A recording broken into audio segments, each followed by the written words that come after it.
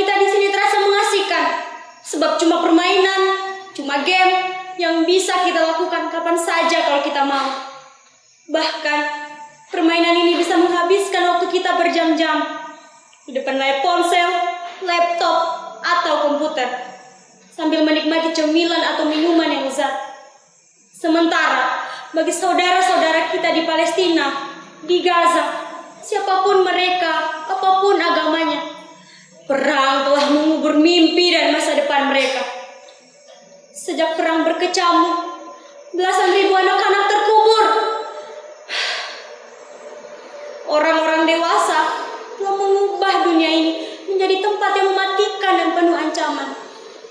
Bahkan sampai ke dunia rekaan, dunia virtual, ancaman itu tak berakhir.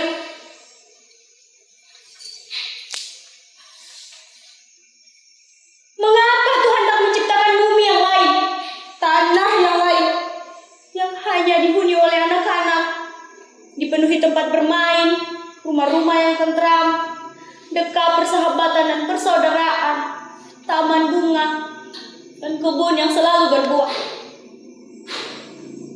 Tapi tak mengapa kalau Tuhan ingin menyertakan orang-orang dewasa di sana. Asalkan hati mereka dipenuhi dengan cinta, bukan angkara, amarah, atau kebencian terhadap sesama. Supaya anak-anak itu tak tersakiti lagi, supaya ada yang menjaga mereka di malam yang gelap, supaya ada yang mendekap mereka di waktu mereka kedinginan, supaya ada yang menceritakan kisah-kisah atau dongeng yang indah, supaya ada yang memastikan mulut-mulut mungil itu tak pernah kehausan atau kelaparan. Aku mendapatkan perahu ini beberapa mil dari sini. Berhari-hari aku menyusuri pantai, mencari perahu nelayan yang tak terpakai, dan memintanya untuk menggunakan mengangkut sawu. Pak Nyoman, nelayan tua yang baru saja menerima bantuan perahu baru, memberikan perahu lamanya untukku. Dengan bantuan Pak Nyoman, aku bisa membawa perahu ini hingga ke tempat ini. Dengan perahu ini, maksudku aku dan teman-temanku, Made, Ali, Joshua, Harun, Christine, Butet, Meli, akan pergi jauh sekali. Pasti kalian diam-diam bertanya, mengapa aku sendirian? Di mana teman-temanku itu? Sabarlah, pelan-pelan kalian akan mengenal mereka. Mereka ada, tapi seolah-olah tak ada, atau mungkin tak pernah ada.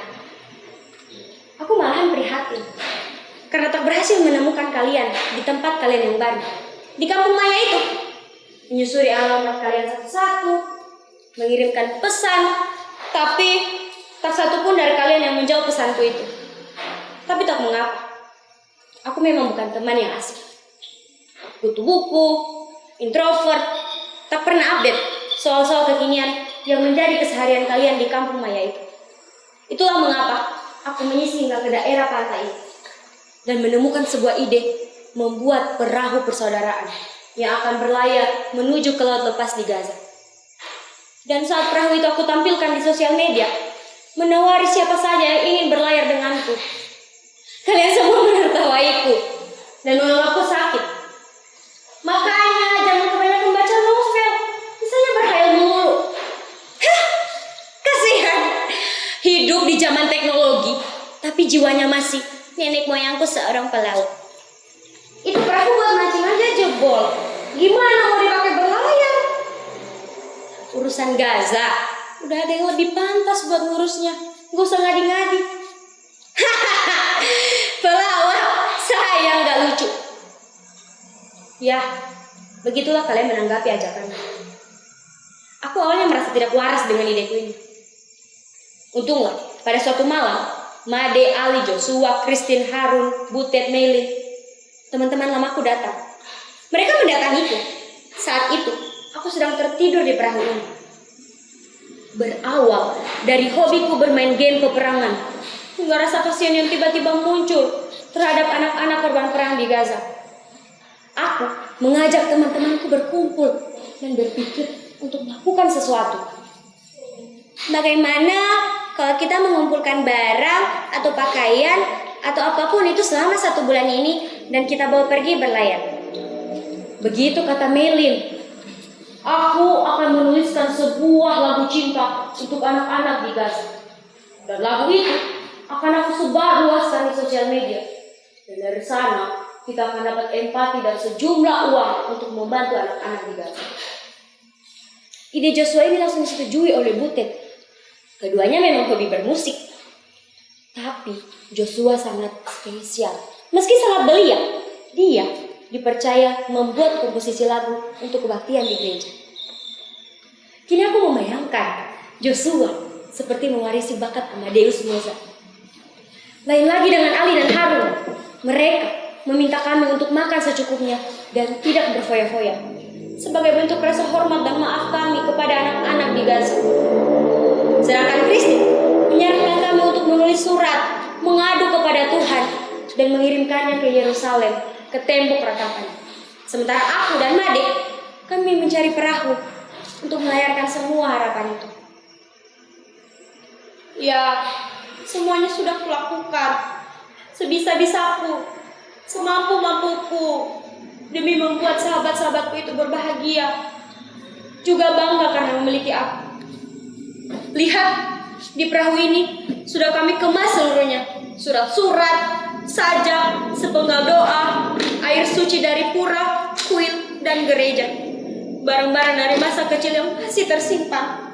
Apa saja, hari demi hari kami kumpulkan dari orang-orang yang mau membantu sebagai wujud rasa cinta. Aku akan melarutkan perahu ini ke laut lepas. Semoga saja samudera dan cakrawala menyimpannya sebagai bentuk bisikan cinta terhadap anak-anak di Gaza. Tuhan pasti akan menjaganya, mengirimkan gelombang yang akan berubah menjadi doa yang bergema di laut Mediterania. Kami tahu apa yang kami lakukan ini hanyalah setetes air di tengah samudera penderitaan saudara-saudara kami di Gaza. Tapi kami ingin ada untuk mereka. Kami sangat-sangat ingin menjadi bagian dari apa yang dikirimkan Tuhan kepada mereka. Kami hanyalah seekor semut yang membawa kobaran api yang membakar Ibrahim alaihissalam.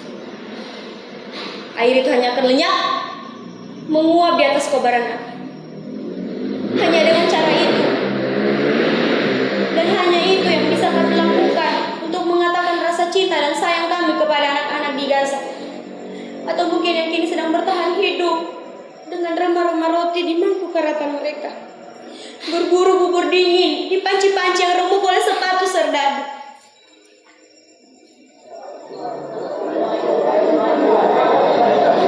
Mari, kau sudah siap? Kita akan melaut. Lihat, perahu ini sudah aku periksa dengan sangat teliti. Bagian-bagian yang rapuh sudah aku tambal dengan lem dan seng. Oh ya, air suci dari pura pesananmu sudah aku bawa. Kau tak usah khawatir, sahabatmu ini masih cekatan kok seperti dulu. Hei Joshua, Christine, kenapa kali diam saja? Ayo, akan aku tunjukkan apa yang sudah aku kerjakan. Lihat, surat-surat untuk Tuhan sudah aku kumpulkan. Sebagian sudah aku kirimkan ke pos, dan ini sisanya kita akan bawa pergi berlayar. Oh ya, komik kesukaan kalian sudah aku bawa. Kalian tinggal duduk manis dan menikmati kisahnya. Silakan sahabatku yang tampan dan cantik. Ali, Harun, maafkan aku sahabatku. Aku tak membawa katapelmu. Aku pikir kita tak membutuhkannya lagi. Tak ada siapapun yang harus kau hadang dengan senjata batumu itu. Kita akan berada di tengah lautan, melihat matahari timur yang terbenam, langit bersih, hamparan bintang-bintang cemerlang di gelap malam. Kalian pasti sangat menyukainya. Kau bisa melukis malammu, Harun. Sementara kau, Ali, kau harus mengaji, menjaga kita dari yang jahat dan buruk. Butet! Horasba, rindu kali aku dengan kau. Lama tak dengar kau bernyanyi. Sinanggar tulo, tulo, atulo. Kau masih saja berlagu seperti penyanyi rock and roll rupanya. Oh ya, tugasmu dalam perjalanan kali ini adalah bernyanyi. Setiap kali kami bosan, dan rindu dengan kampung halaman, kau harus bernyanyi. Sepakat kan kau? Apa? Catur? Kau tenang saja, aku sudah membawanya di perahu ini. Tapi kau janji ya, kita main catur dengan cara sportif. Jangan kau pakai cara benar ya. Meilin, ada apa? What? Kau tak jadi ikut dengan kami? Kenapa Meilin? Kalau kau tak ikut, siapa yang akan membantu mengatur kebutuhan sehari-hari? Kami semua tak pandai manajemen apalagi akuntansi. Siapa kira-kira yang akan mewakili kami jika tiba-tiba ada orang asing yang datang dan menanyakan ini itu? Hanya kau yang menguasai bahasa Inggris, Prancis, Jerman, Rusia. Ayolah Meilin. Apa? Kau akan ikut orang tuamu ke Australia?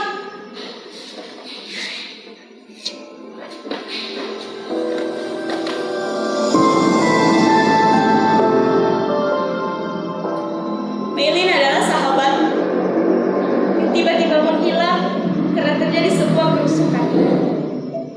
Made mati karena leukemia. Dia tak tertolong karena ayahnya hanyalah seorang nelayan. Nyoman yang memberikan perahu ini untukku. Butet juga sudah tidak ada. Dia menjadi korban perkelahian antara dua kelompok pemuda di kota kami. Ali, Harun, keduanya kukenal dalam sebuah olimpiade matematika untuk sekolah dasar.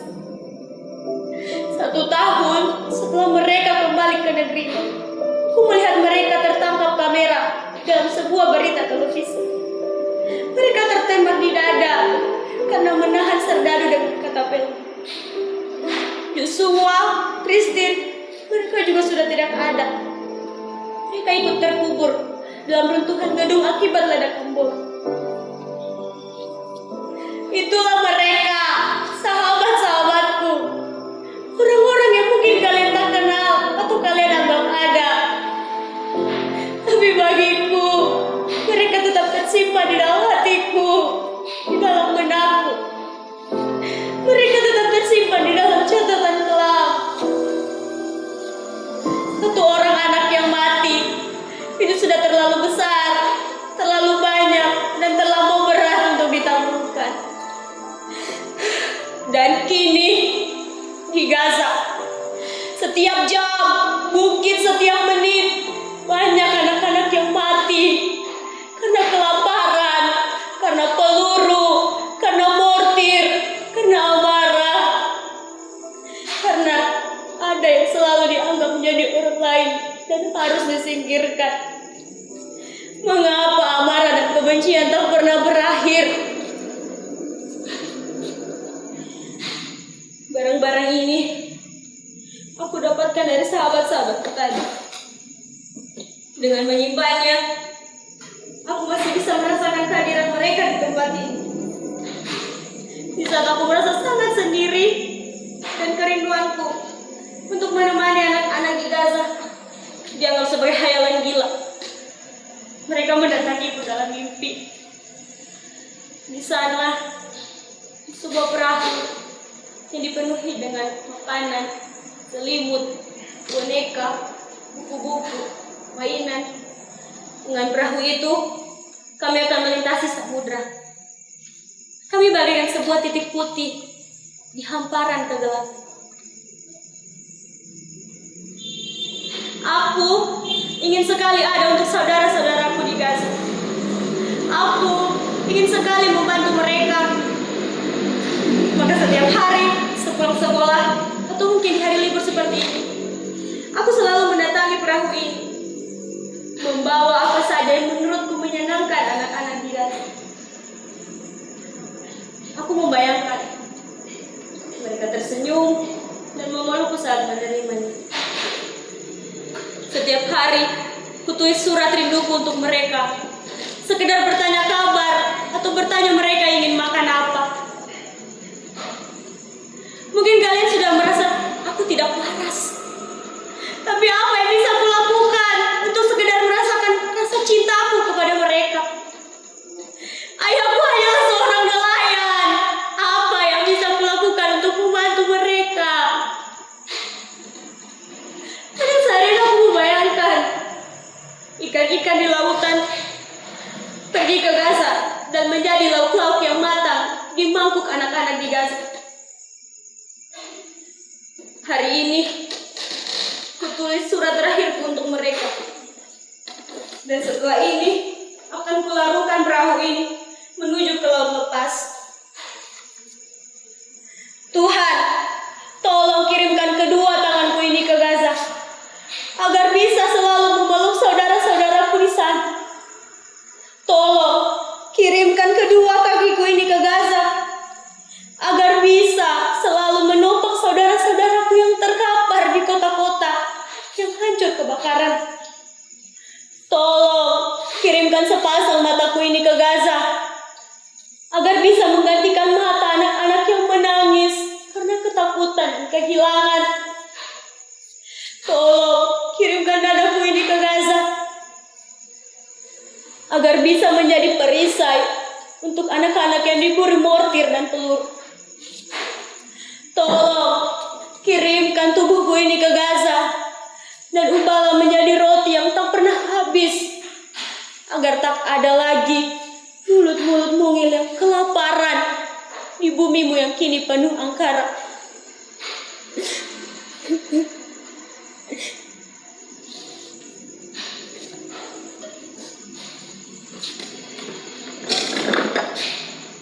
Apa? Kalian menanyakan aku siapa? Namaku Nusantara.